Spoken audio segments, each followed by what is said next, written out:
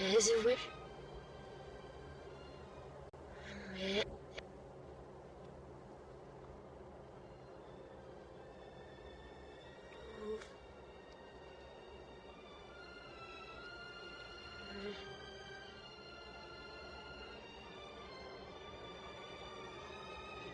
Flammen masculin besugar BBA novice.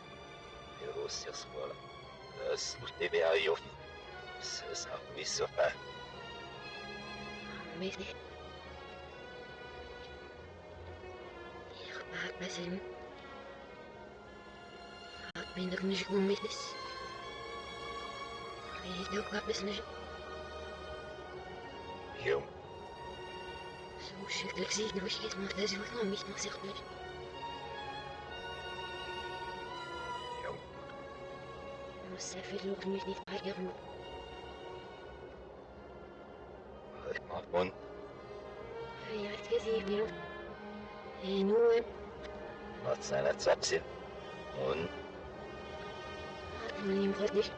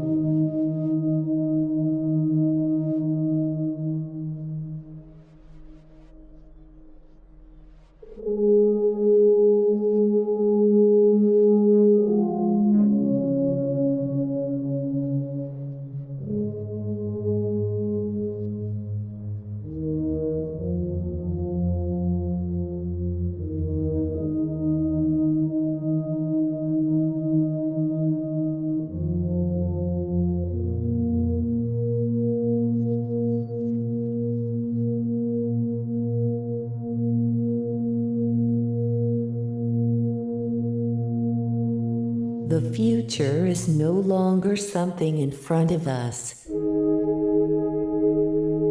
It has been abandoned somewhere along the way, traded off as collateral damage. No force exists now strong enough to reach it again.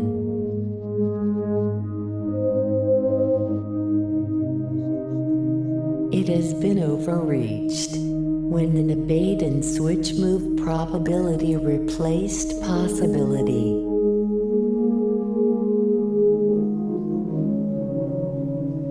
If we still feel the need to talk about the future as possible, it's applying an outdated model to newly emerging situations.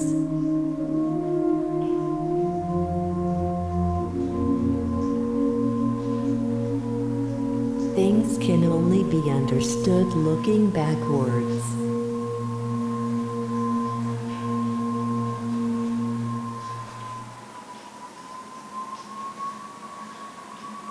Imagine. Imagine a. Imagine a flash forward. Rephrased. Rephrased as a. rephrased as a flashback. Imagine a flash forward rephrased as a flashback.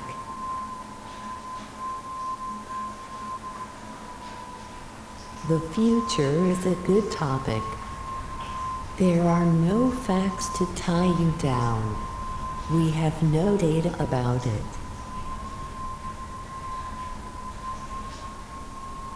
To deal with such matters requires a level of comfort with ambiguities.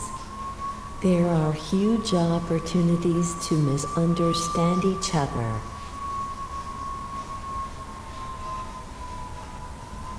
He will say, "What did you do last night?"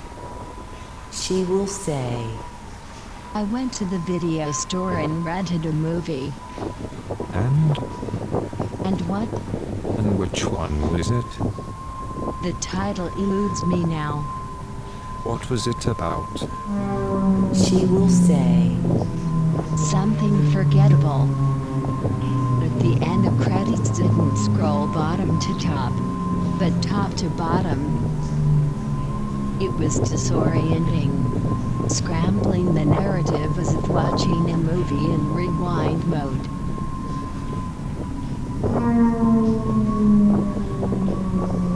he will say, Things can only be understood looking backwards.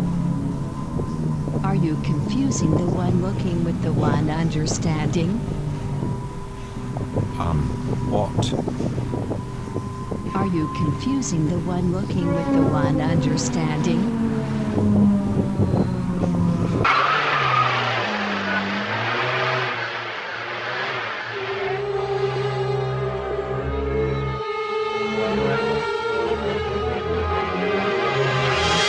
Two men walk into a bar. They order a drink and the first one starts to laugh. Then the second one cracks a smile. Soon, both of them are laughing it up out loud.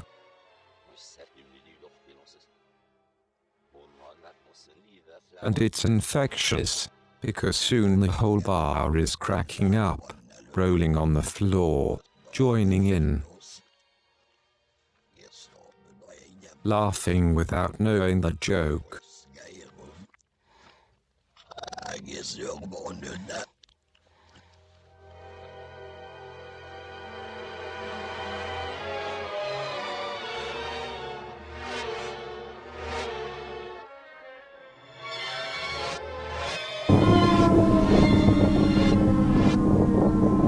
reality is compromised.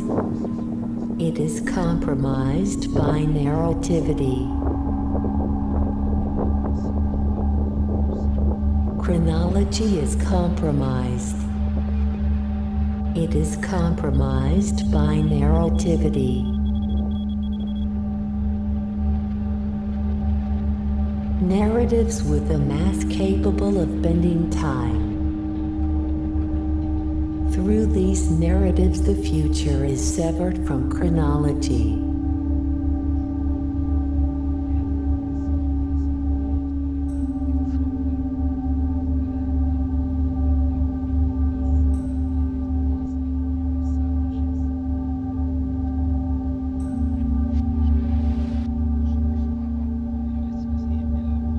Can we disentangle narratives from their predictive function? Can we disentangle narratives from their prescriptive function?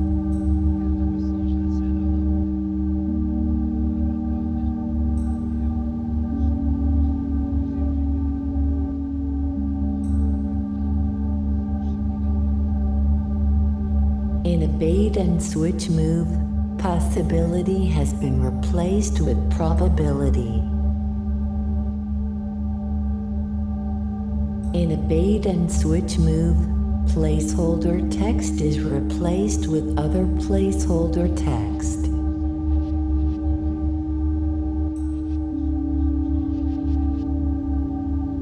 A placeholder replaced by a proxy replaced by a MacGuffin replaced by a stand-in replaced by a surrogate replaced by indeterminacy.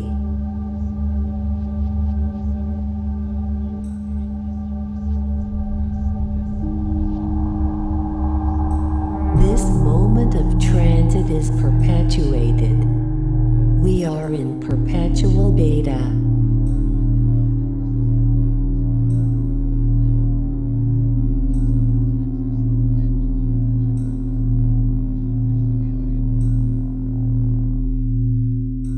The constant postponement of possibility accumulates as continuous debt, exuding byproducts through probability.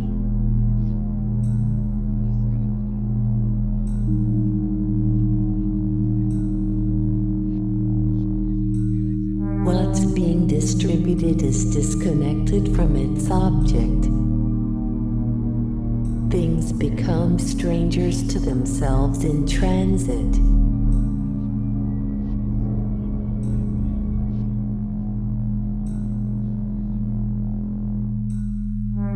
What does transition look like?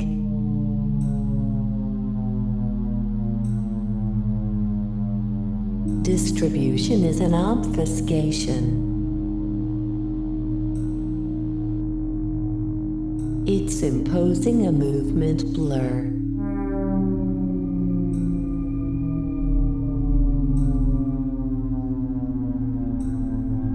Things become derivatives of speed. Hyperspeeds that allow for time travel.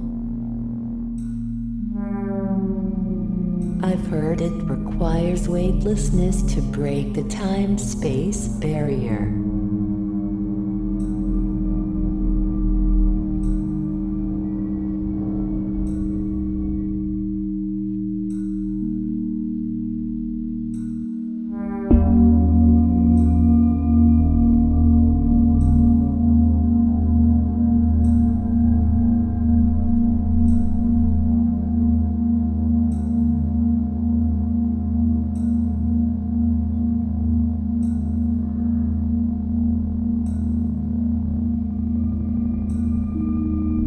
She will say,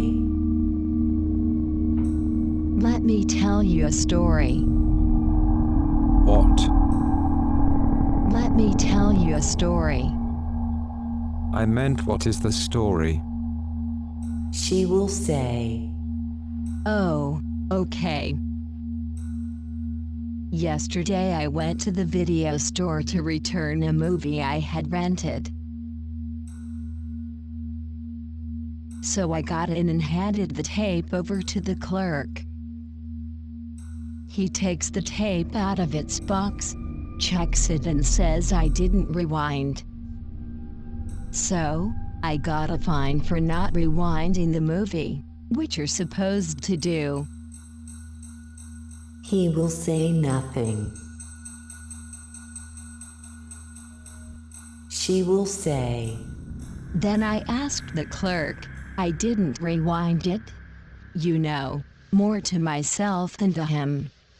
He said no, but nodded his head. It was confusing. It would take a lot of concentration if you wanted to do it intentionally. What was it? What was what? What was the movie? Some science fiction thing. Straight to video. Never made it to a theatrical release. although these straight-to-video movies seem to be contemporary in the way they embrace the pastiche, somehow they seem to be ahead of the curve where they are using that visual form to talk about more structural elements such as distribution and logistical solutions and formats for a hyper-connected society. Restructuring space becomes a thing. It becomes a point to be made. These solutions enable a long-tail distribution. where we watch more movies today that we didn't watch at all yesterday. Then we watch today of all the movies that we did watch yesterday. Restructuring time becomes a thing. It becomes a point to be made.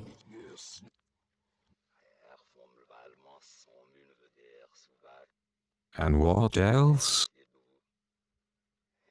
In the special interest section you can find tapes that the owner of the video store recorded from TV, newsreels, a stream of stock market updates, 5-hour footage from a camera mounted on the front of a train, a tape with nothing but commercials, interviews but only the questions without answers. And what else? And there is also a collection of amateur home videos. Not those funny ones, but random things people film. Typical things like their vacation or a wedding. But also an amateur remake of Raiders of the Lost Ark. Who is the audience for this stuff?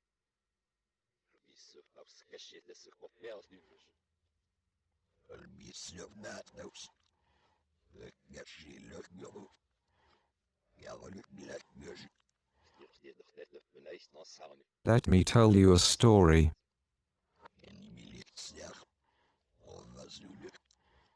Three men walk into a bar. It's a weeknight, but it's crowded anyways. They sit at a table in the back, and when the waitress comes they order drinks.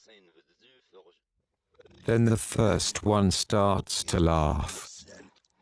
It starts out with a smile, but quickly becomes a laugh out loud.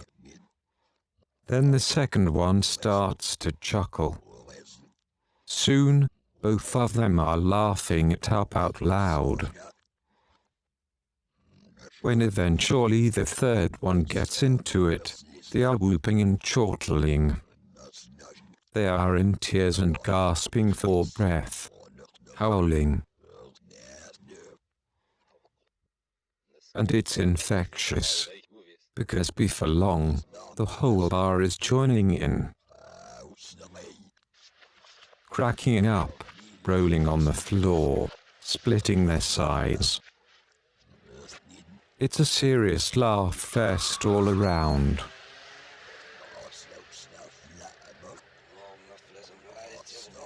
Everybody laughing without knowing the joke.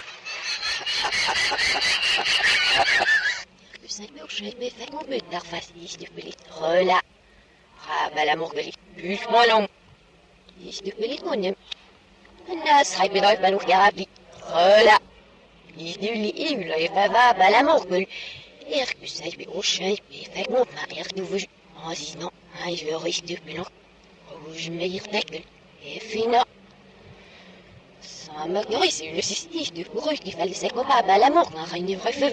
Ah, mélange, il descend table, et c'est la fois juste sans marqueur, et je te peux marquer. La mort, c'est la vie d'un palais que ça va, il n'a zone ouf table là. Et on s'avance, il fait qu'on s'oublie. Avance-lui.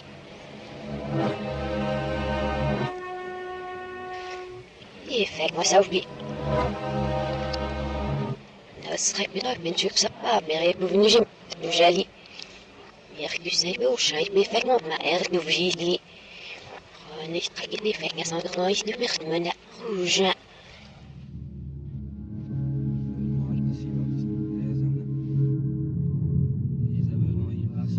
Narrativity and prediction are flattening the world to match not the average opinion, but the average opinion about what the average opinion will be. What do you mean? When what drives things forwards is average opinion about what average opinion will be. An enormous premium is placed on anything that might provide a guide to the swings in average opinion and as to how average opinion will react to changing events. These signals have to be simple and clear-cut. Sophisticated interpretations do not provide a clear lead. So basically, we have a collection of overexcited young men and women, desperate to guess what everyone else will do. What do you mean? In such a choice architecture, everything becomes average statistics and risk calculation. What do you mean? Jordbelair voortman, arbeidet dan IRL. Geven mijn hoofdbis, hier of zuchtis. Geen milal revin foncé l'âge. House révélage. Men welke zoetijf. House en weder route ni la. Vive bis on va diffuser.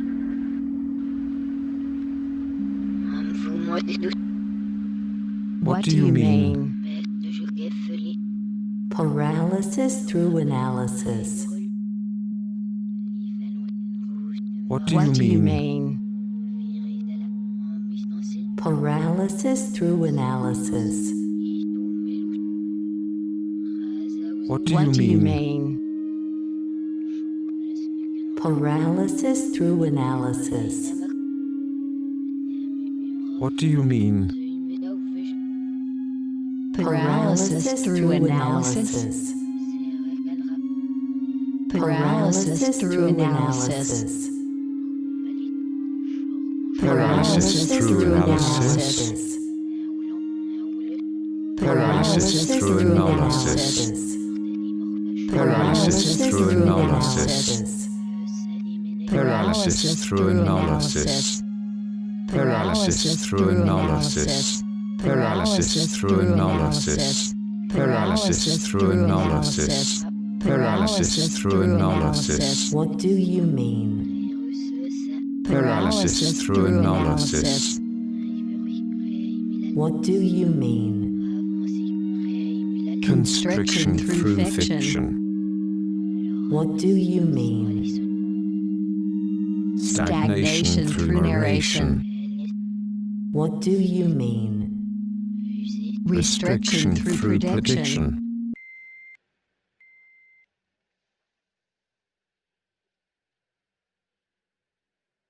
Restriction through prediction. Restriction through prediction. Constriction through fiction. Yes. Constriction through fiction. No.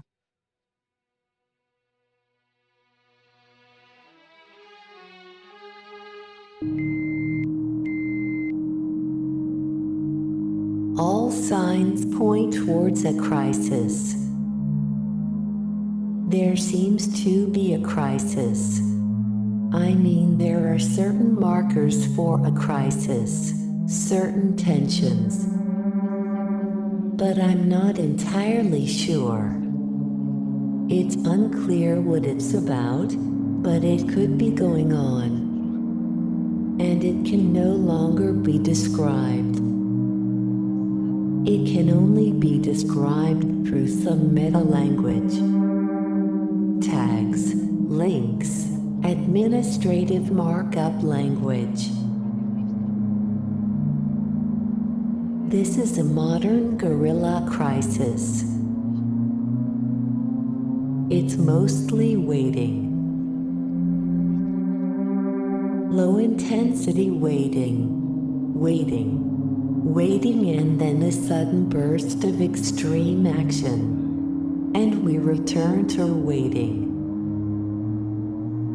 And victories on all sides are temporary and incapable of ending the crisis.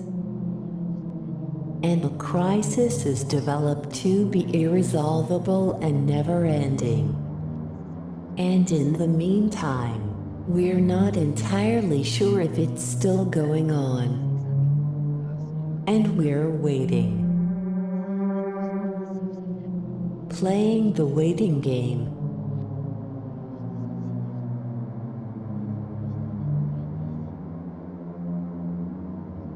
How to behave while waiting.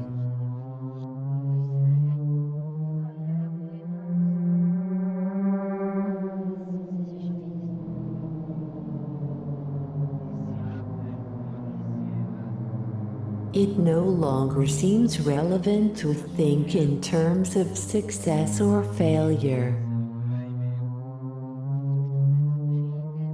We're pushing things out in front of us continuously and betting on all results simultaneously. All options are postponed and at the same time extracted. Because we cannot capitalize on winning alone. This would be reaching half the potential. We also need to go short.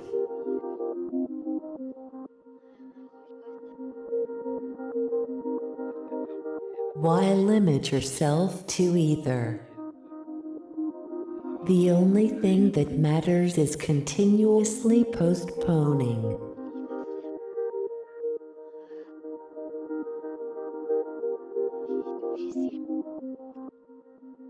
It's a bait and switch. We are constantly lured in. We recognize the story, but its content has been switched. Piece by piece, words are replaced by synonyms until the complete meaning has changed.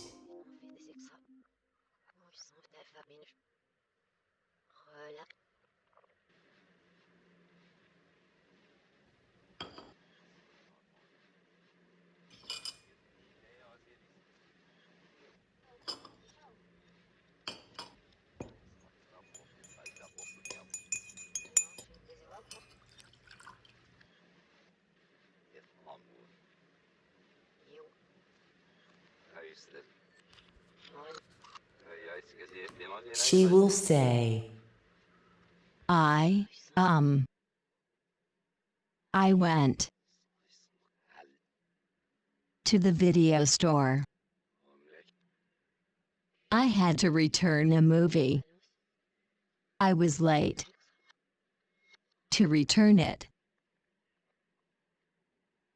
Was it good? I don't know. he will say, What do you mean you don't know? How? I mean, I haven't really seen it, because I'd fallen asleep. And? It was later than I expected. Once it started, I couldn't keep my eyes open. So you don't know? I know a little bit. I saw the beginning. It started with a voiceover from a narrator talking about a society set in the future. Or maybe it was some other off-screen character. Anyway, a voice stood out. What do you mean a voice that stood out? It was mechanical, but in a nostalgic way. Do you mean it was cold and distant? Maybe. Maybe? Maybe not. I mean that. It seemed to come from a future that was already decided upon, if that makes sense. Does it?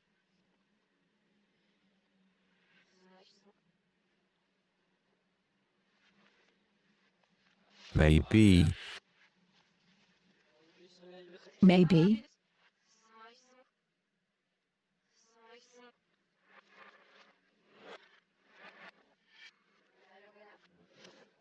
Do you remember what else happened? The voice. It also talked in the future tense.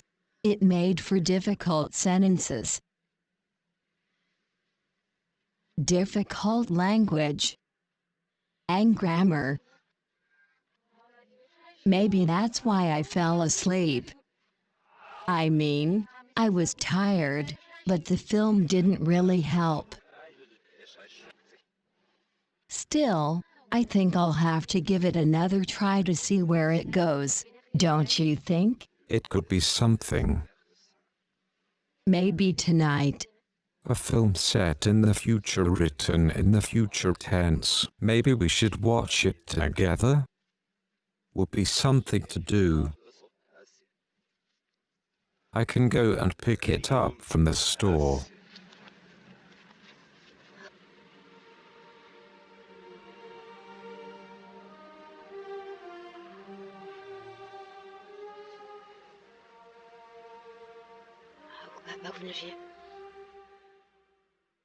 But you don't know the title. True. I guess you can give a description. How it's a film set in the future written in the future tense. No?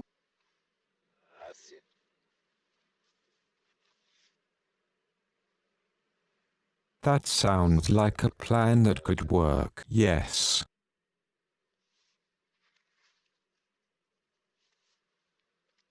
There shouldn't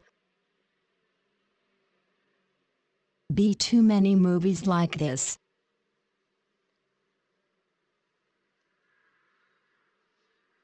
Movies that could fit this description. We will go to the video store and we will see.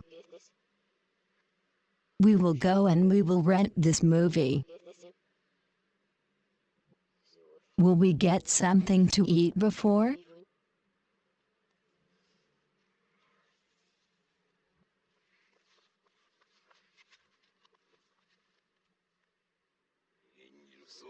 Or will we be able to go right now?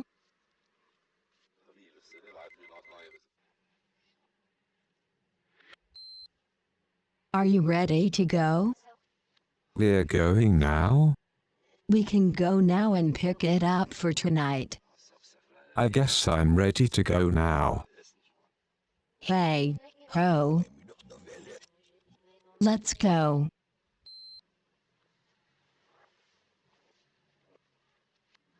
I have my coat. Wait, I'm thinking something. What?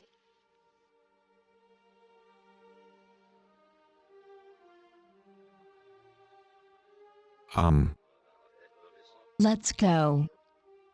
Wait, I think I should go alone. It's better. What do you mean it's better?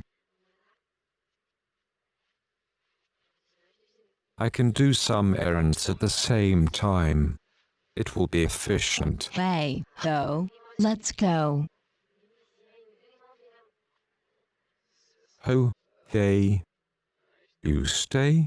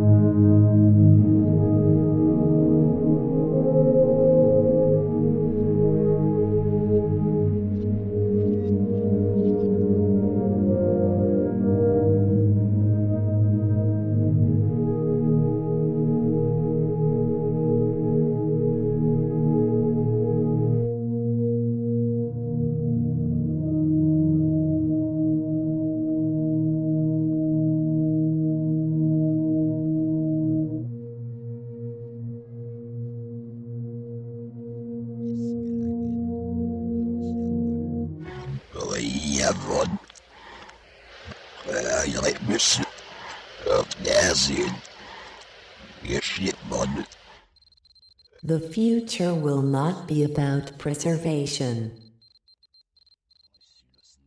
but about regeneration. Not to put time to a halt, but to create a backwards loop.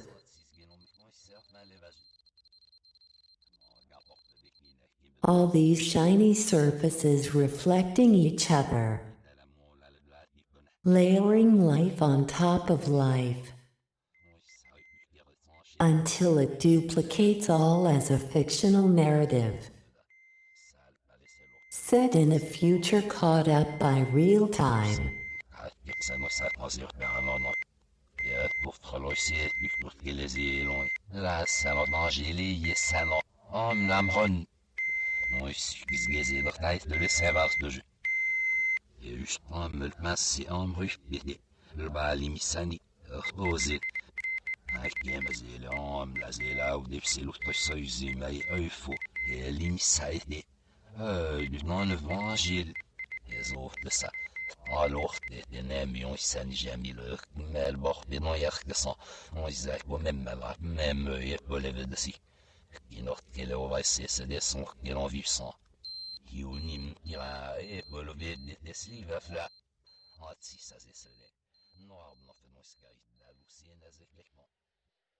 Fiction serves as a new means for managing production and circulation, for facilitating the appropriation of money from past value creation, or for borrowing from the profits of future labor.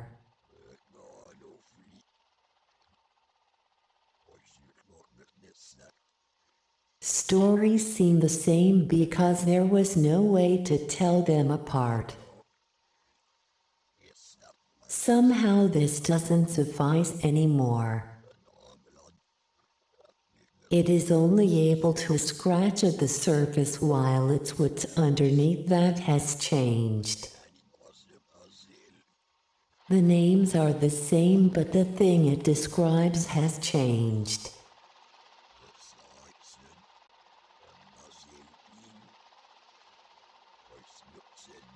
And there is no new language to describe it.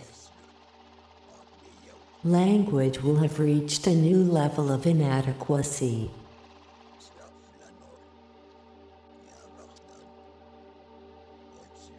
And it can no longer be described. It can only be described through some meta-language. Tags, links, administrative markup language.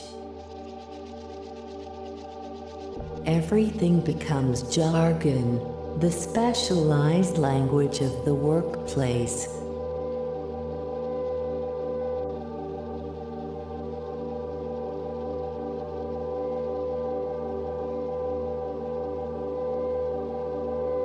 We are terraforming. Not in the science fiction faraway galaxy kind of way, but in the microecology kind of way. In an IOUA. Actions speak louder than words, and it's pretty quiet right now.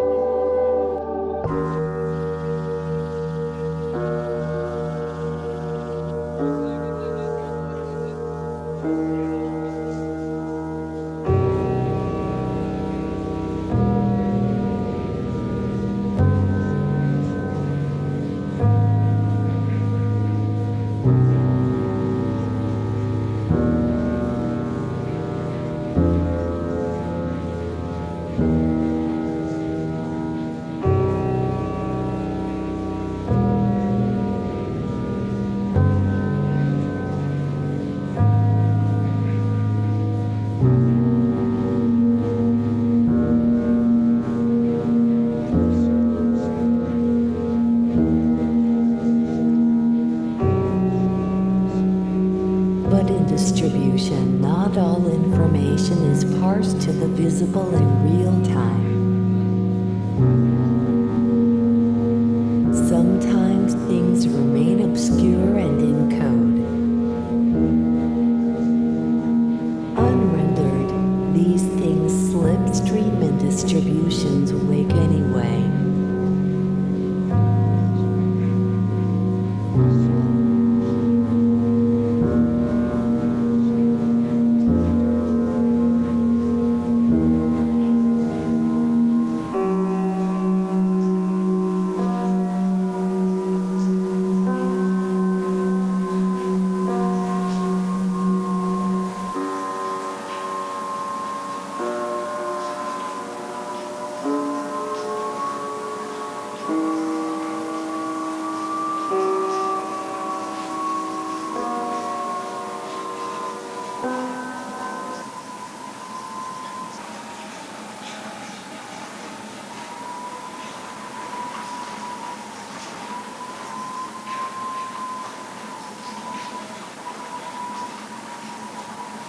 Capital shifts its dependence on labor to a logistics of surplus extraction.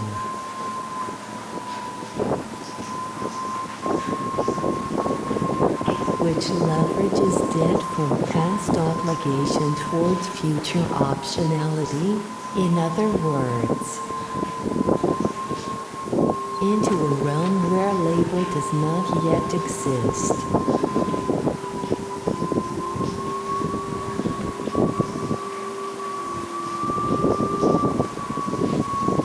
We are in perpetual beta.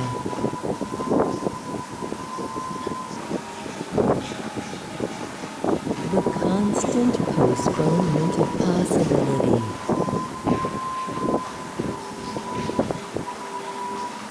Or in other words, possibility is continuous bet.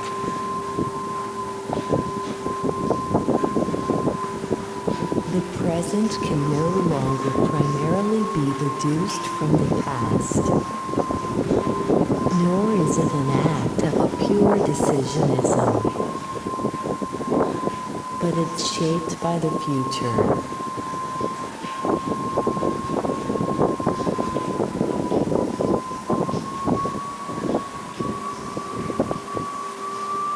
We moved from pose to pre.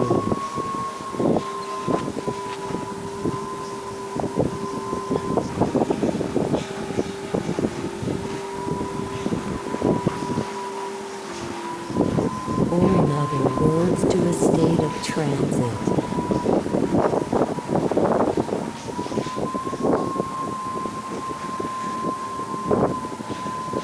Or in other words, to speed and acceleration.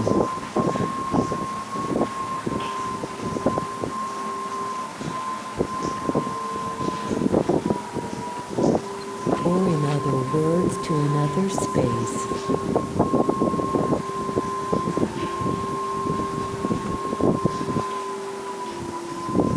Or in other words, to another time.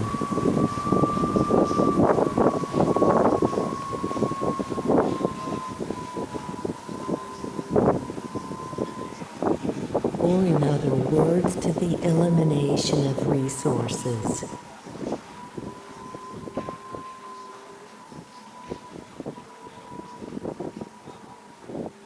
Or in other words, into dematerialization.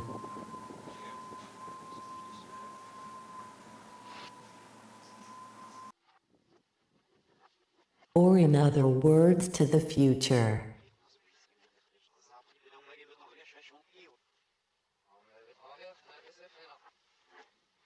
Or in other words, to an average of the future.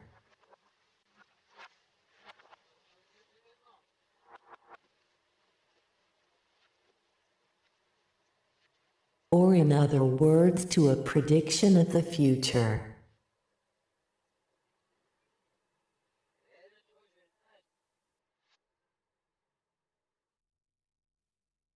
Or in other words, to a containment of the future.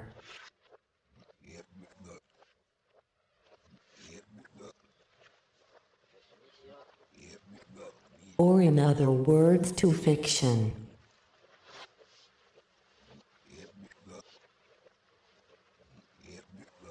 Or in other words, to derivatives.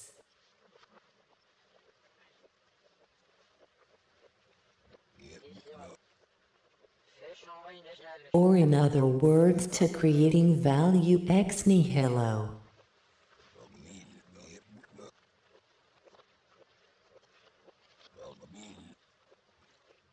Or in other words, to debt.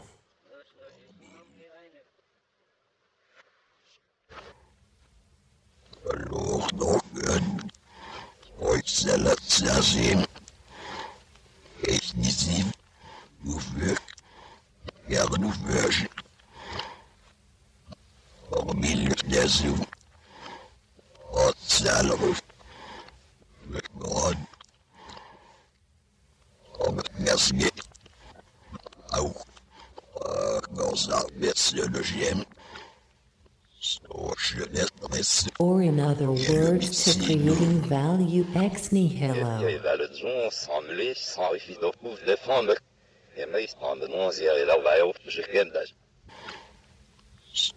Or in other words, to derivatives.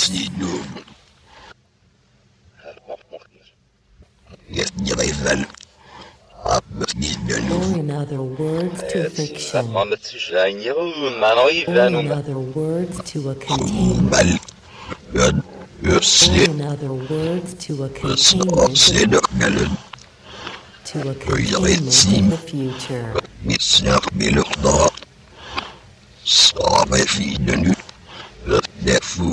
Or in other words, to a prediction of the future. Or in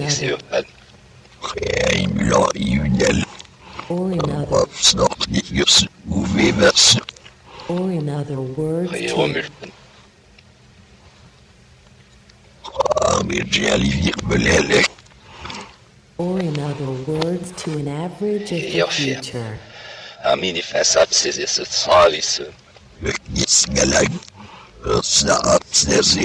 Or in other words,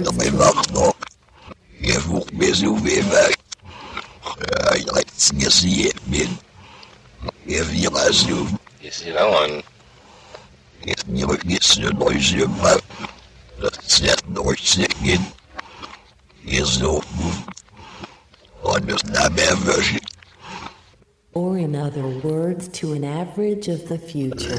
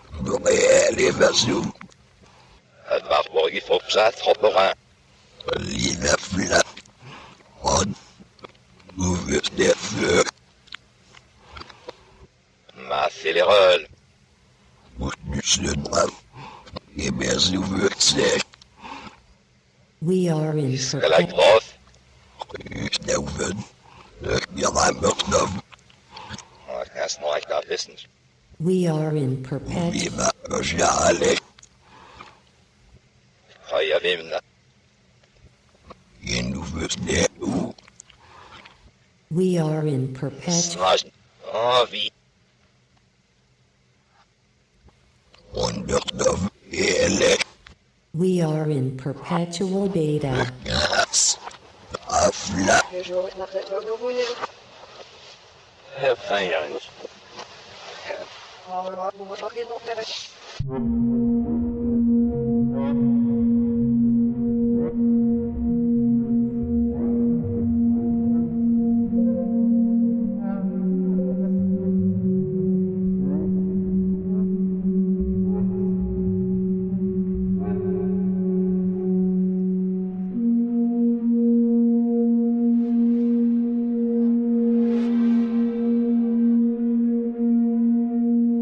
All these shiny surfaces reflecting each other.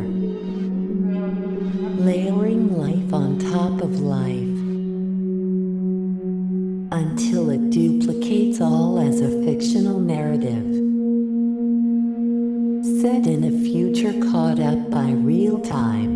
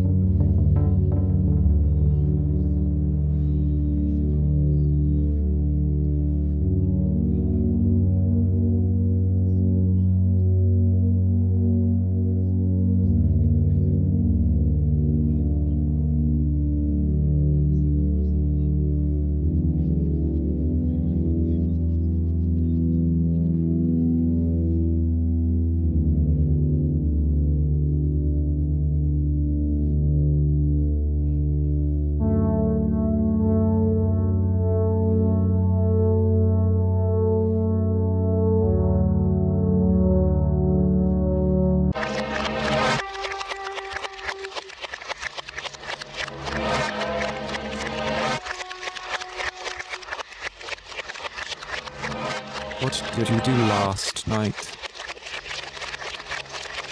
I went to the video store and rented a movie. And? And what? And which one was it? The title eludes me now. What was it about? A film set in a future recently caught up by real time. It created a set of divergences that push things into another kind of fiction. One that is aware of its own fictitiousness.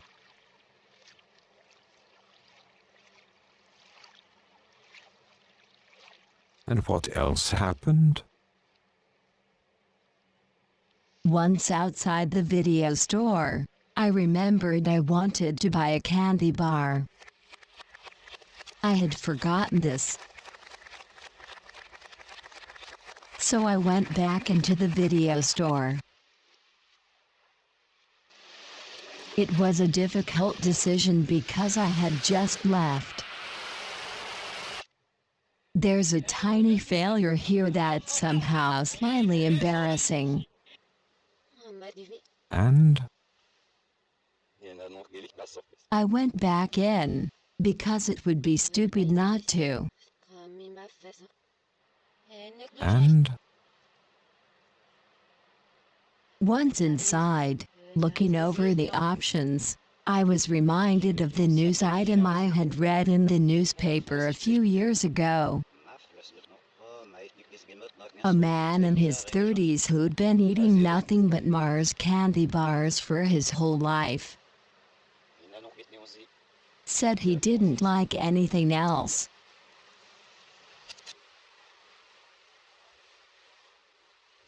Can you imagine this? His whole body, all made up of Mars candy bars. Mars fingers. Mars toenails. Mars hair. Mars eyes. Mars eyelashes. Mars skin. Mars belly button. That's not just a novelty, a funny by the way ha-ha news item. Really unsettling. It also makes for a good story. Everybody loves a good story. Everybody loves a good story.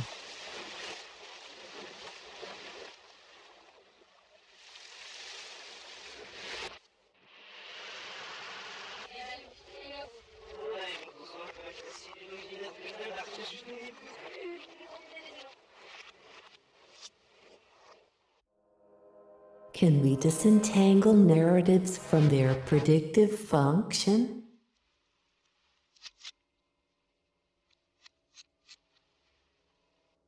This celebration of potentiality everywhere across the board seems to be about predicting options.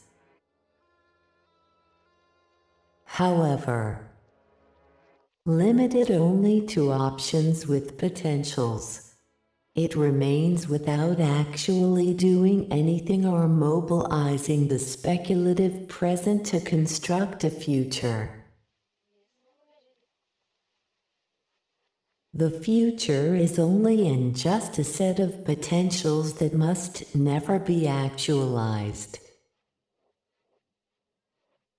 Backed up by probability narratives, this fantasized future keeps accumulating as prescribed debt.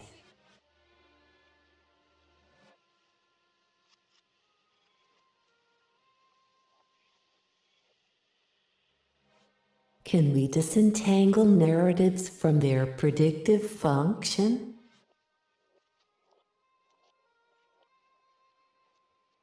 Can we disentangle narratives from their portending function?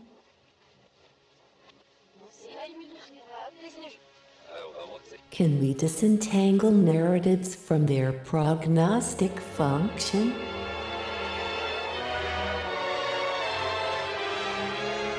Can we disentangle narratives from their presaging function?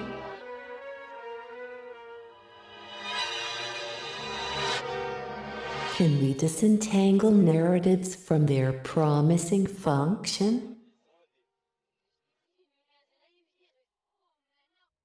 Can we disentangle narratives from their prophesizing function?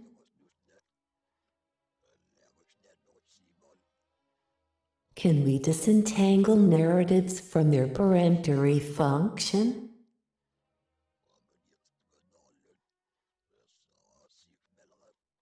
Can we disentangle narratives from their prescriptive function?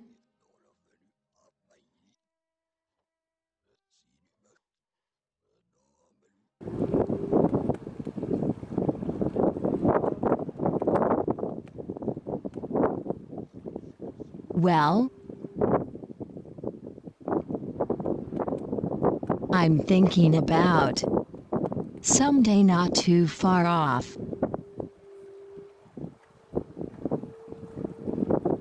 This will be considered the old way of doing things.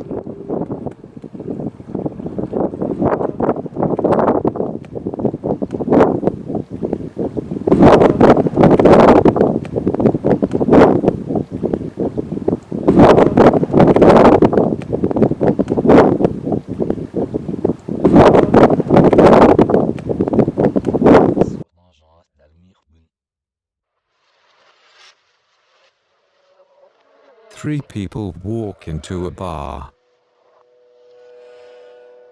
They order drinks and the first one starts to laugh. Then the second one also starts to laugh.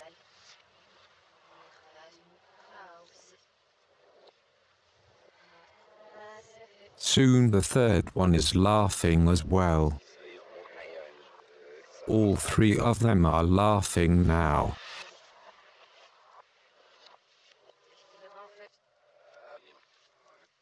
The bartender is looking at them, but after a while also joins in laughing.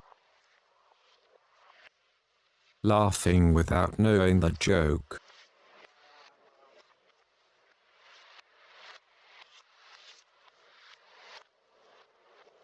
Enough with the jokes already.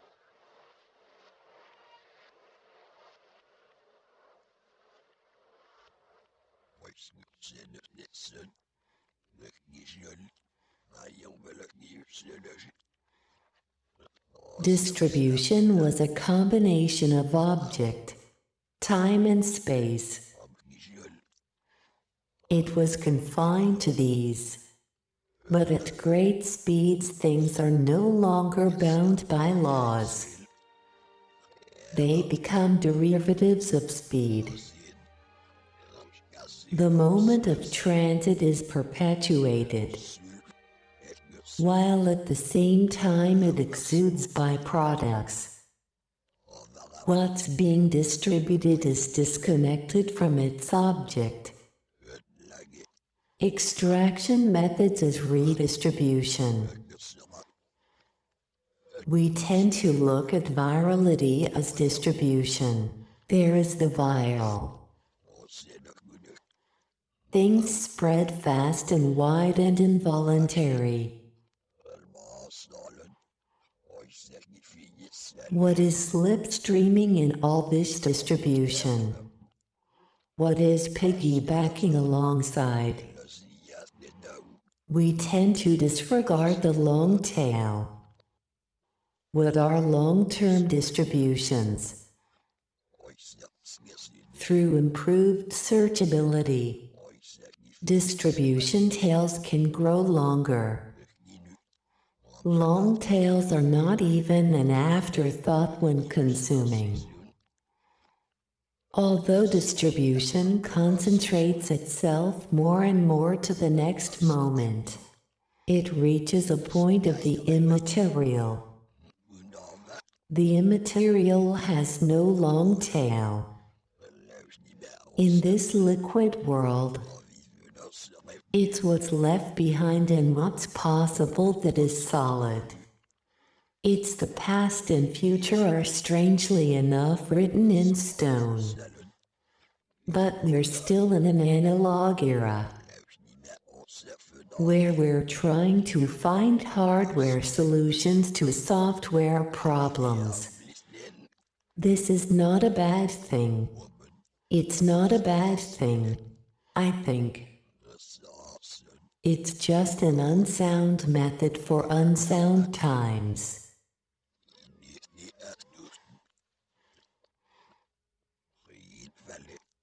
What did you do last night? I went to the video store and rented a movie. What was it? The title seems to elude me now. What was it about? Some movie from the straight-to-video section in the back of the store. This aisle that says straight-to-video as if it's a genre. But we're not talking genres here, are we? Not even all these imperceptible shifts that separate genres from subgenres.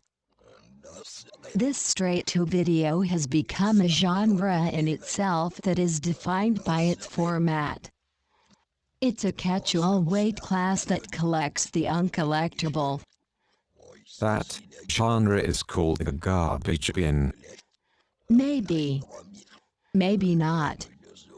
It's a genre that can only be pointed at through the way it finds its dispersion.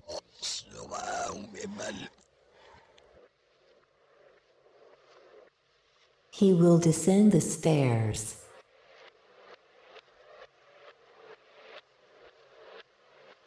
He will check his pocket for something.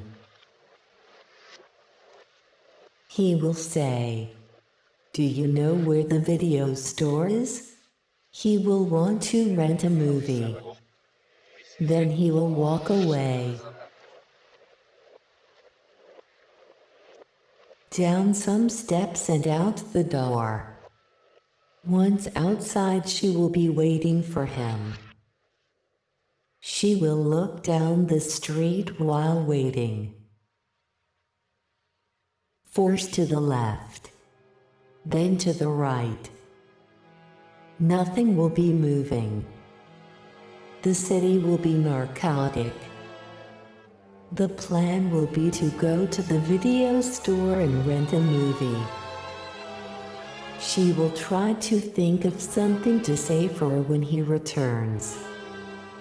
Maybe she will suggest a certain movie she read some reviews of. Nothing will really come to mind. He will return and they will get into the car and leave.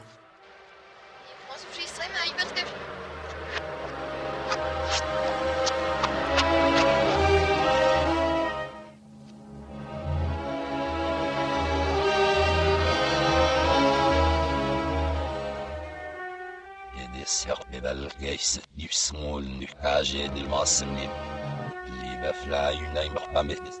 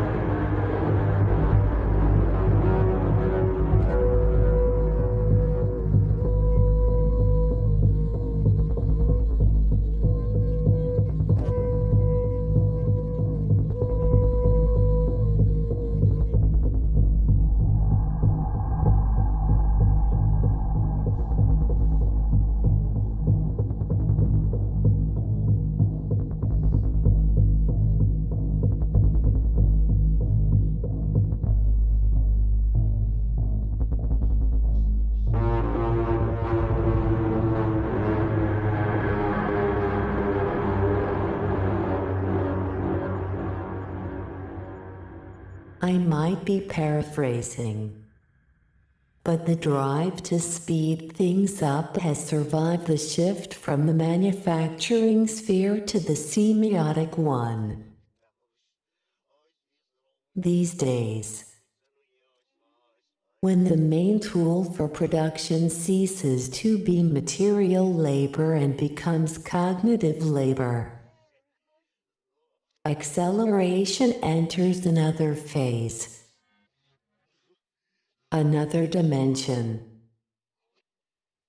Because an increase in semi-capitalist productivity comes essentially from the acceleration of the infosphere.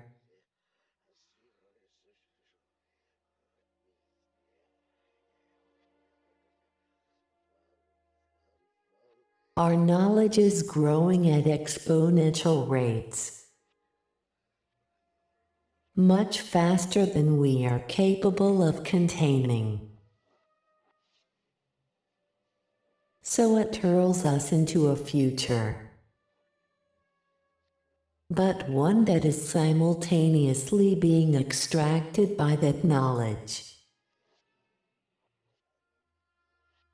We are already in its debt. This exponential rate of speed and distribution is also an interest rate. The accumulation of knowledge is also an accumulation of debt. We look for ways to hedge the risk, ways to supersede any backlash.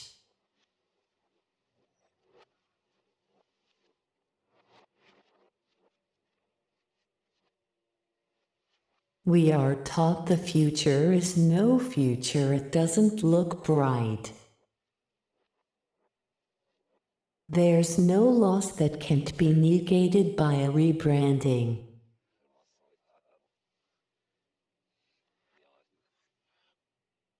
A born-again absolving of the past enlightened by a bright future.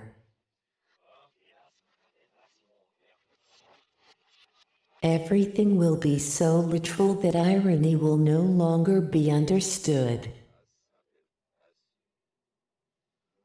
Or it will no longer be of use.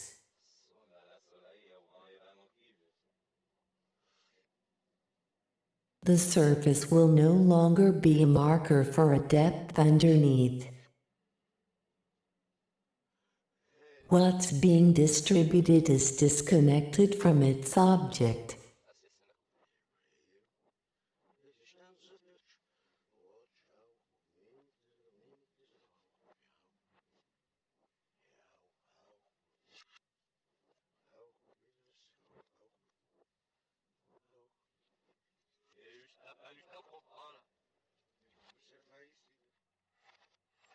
What did you do last night? He will say, I went to the video store and rented a movie.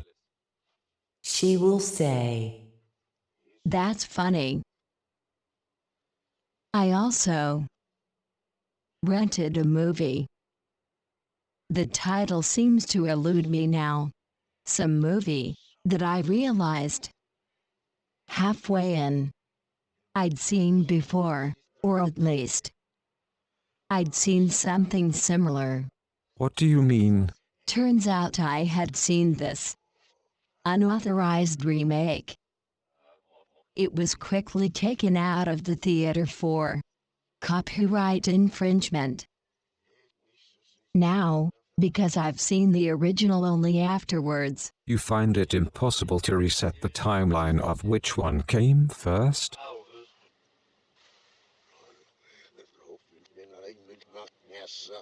somebody off screen will say, yes, we are aware of our dependencies on limited resources. You can't awaken someone who's pretending to be asleep. The neoliberal solution to our finite system was found, not in limiting production, but in shifting production in time. With the introduction of debt, resources could be left alone for the time being, while at the same time immaterial surplus could be generated. So we move to the one thing we have unlimited amounts of, time. It stretches out into infinity. How could we not use such abundance? It could be considered a crime not to use it. It would be a waste of time.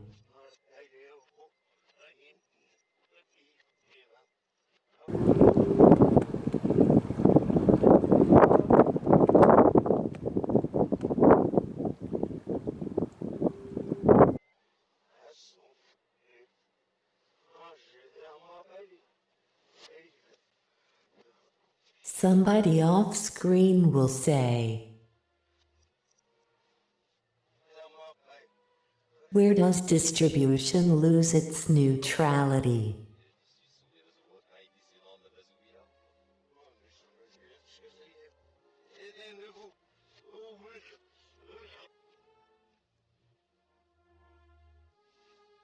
Distribution is no longer a flat surface through which things move, but a 3D situation that shapes whatever moves through it. Everything will be about adaptability, innovation and mobility. Where distribution used to be a separate step, it now seems to be completely integrated into the whole production process. It has been absorbed, assimilated. Automation and nanotechnology will make all distribution unnecessary. Production will take place on a local level and immediately.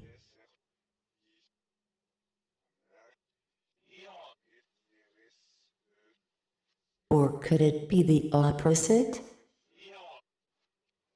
Distribution is simply no longer visible while at the same time it has become more and more rule-enforcing.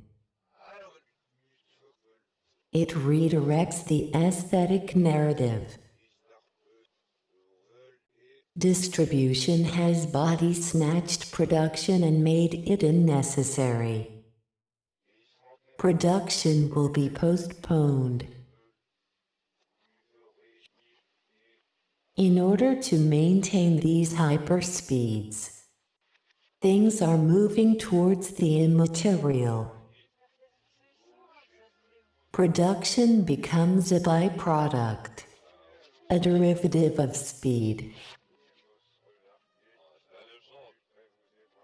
In order to be distributed without production, it needs to be easily reproducible, which seems paradoxical. How can something be reproducible if it isn't produced in the first place? That is paradoxical indeed.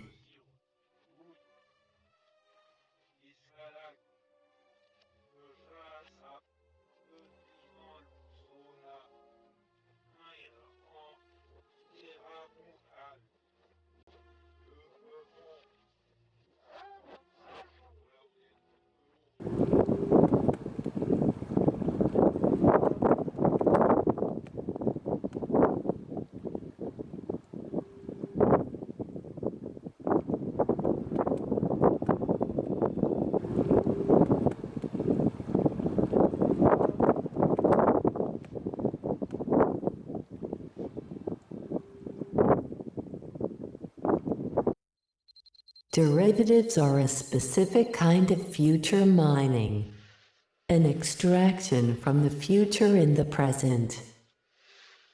The dominance of the derivative is a clear example of how profits are no longer extracted on the basis of production and commodities, nor from labor and services.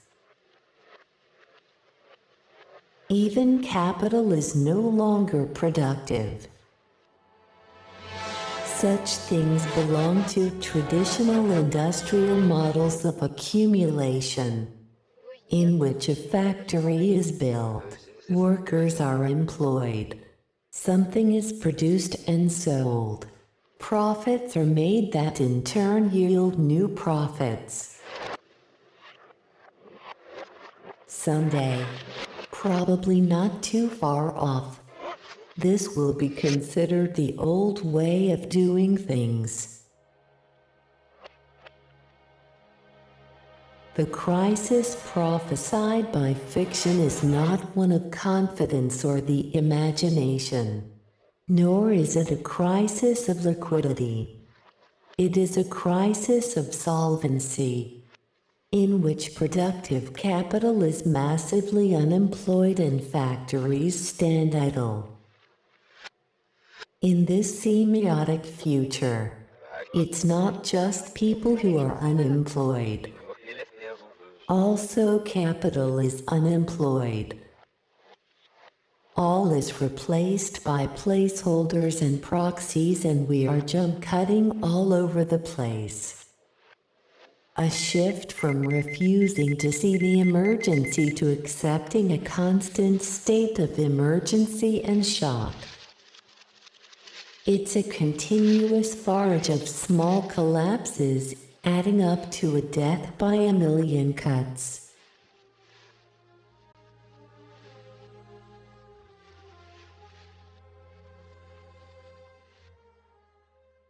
Huh? I know the joke already. I think. But it's funny anyway. If you really want, you can tell it again.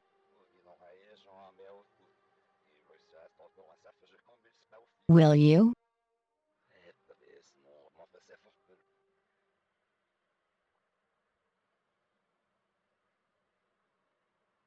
Two men walk into a bar. They order drinks and sit at the bar. Je sentit supposet obitri people.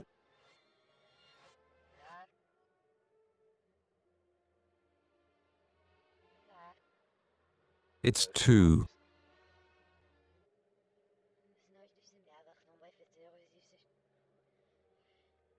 Never mind the joke now.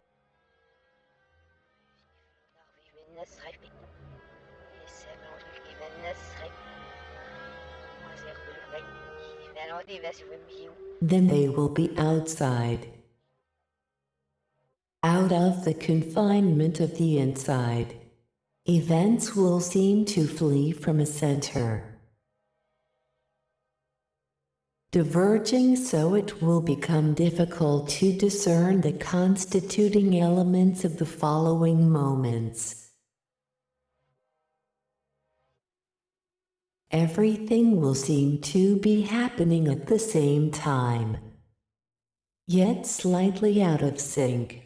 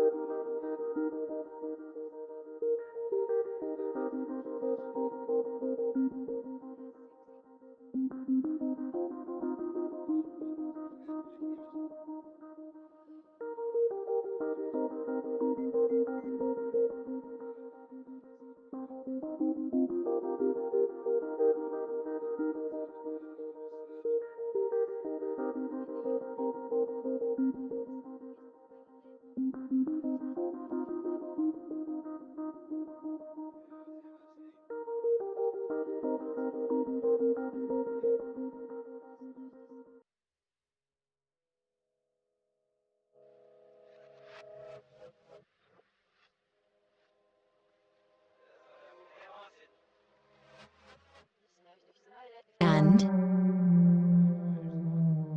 what did you do last night? Did you go to the video store? Yes. I went to the video store and rented a movie.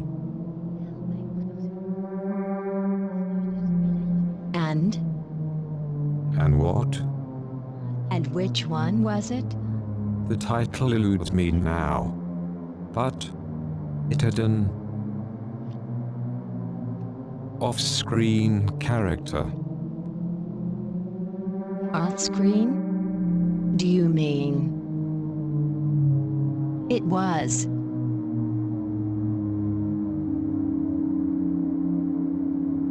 invisible? It never entered the screen? Not even a minute?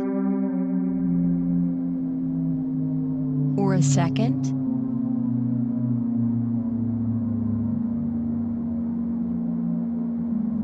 Never.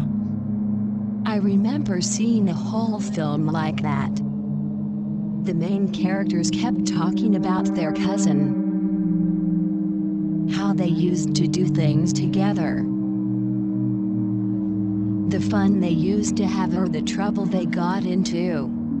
And this joke he told. What? How he would tell this stupid joke.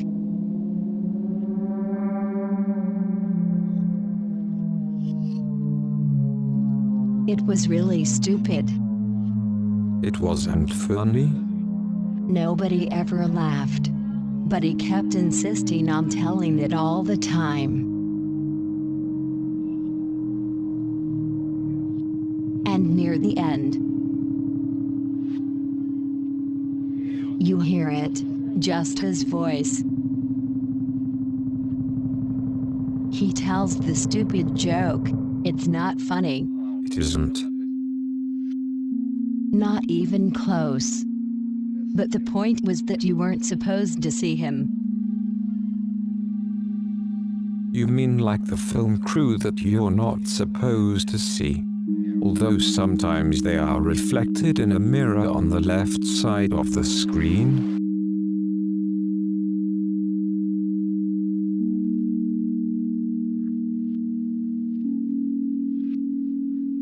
Maybe. But that was the film. People sitting around a table, talking about somebody you never saw. A main character that remained out of view. How to watch a film that one can look next to? How to make a movie about what's not part of the scenario.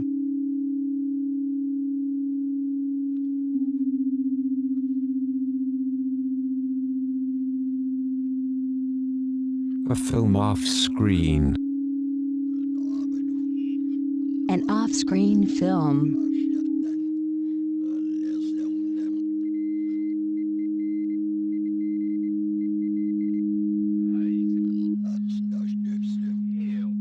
In a bait-and-switch production has been replaced with derivatives.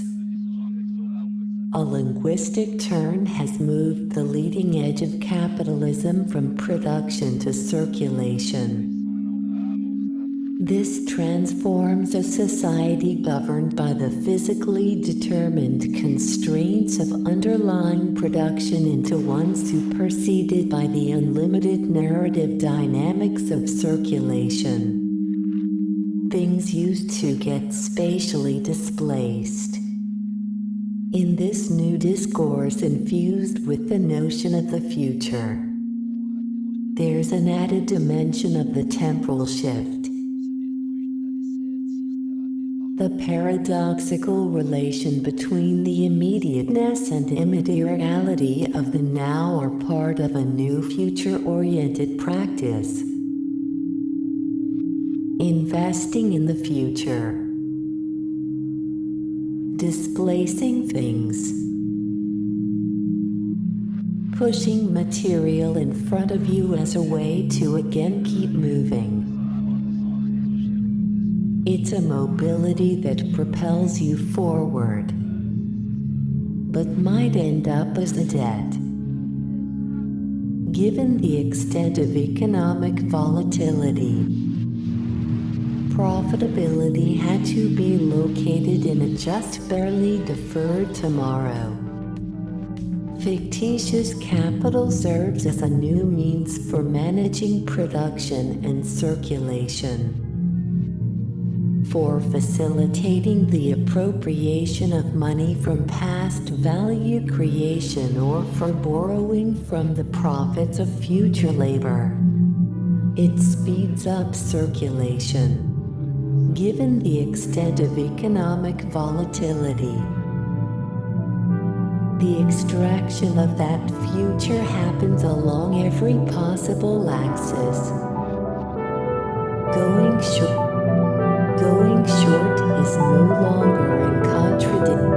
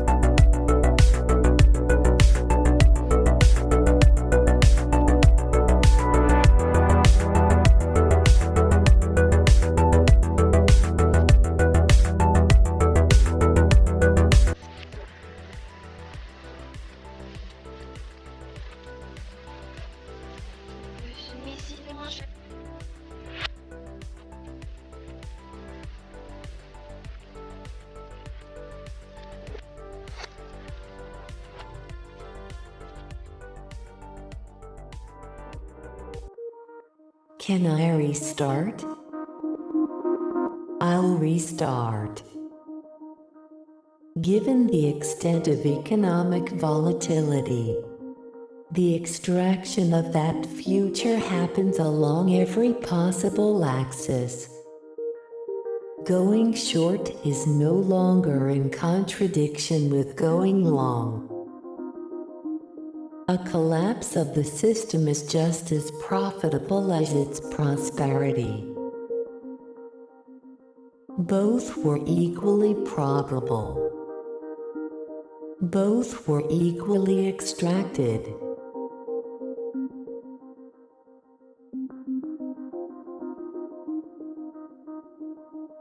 The thing is, there is no thing anymore.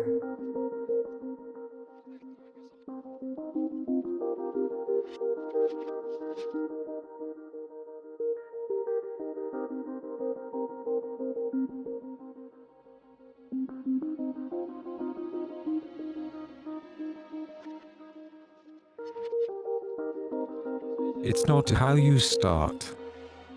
It's how you finish. So, let's finish with the beginning.